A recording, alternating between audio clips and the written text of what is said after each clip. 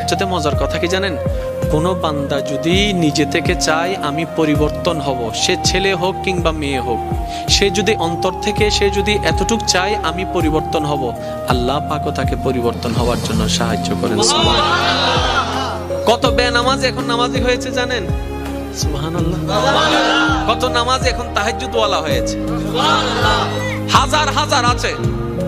এক সময় নেশা করতো এমন ছেলে, এখন 5 ওয়াক্ত নামাজি হয়েছে এমনও আছে। সুইসাইড করতে গিয়ে ফেরত এসেছে।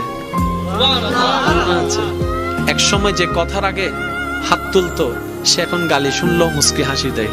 তো বন্ধুর একদিন তাকে জিজ্ঞেস করে, কিরে নেতা, তুই না কথা বলার আগে হাত তুলতি?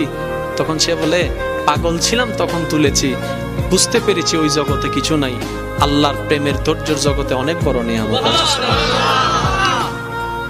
এত বড় বড় সফল ব্যক্তি যদি ছোটবেলায় লাথি খাইতে পারে, আপনি পারবেন না কেন?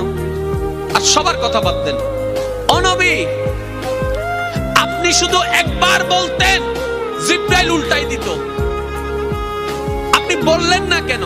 নবী রাহমাতুল লিল আলামিন বলে, পাওয়ার থাকার পরও যে পাওয়ার দেখায় না, সে তো সত্যিকার পাওয়ারফুল ব্যক্তি। সুবহানাল্লাহ।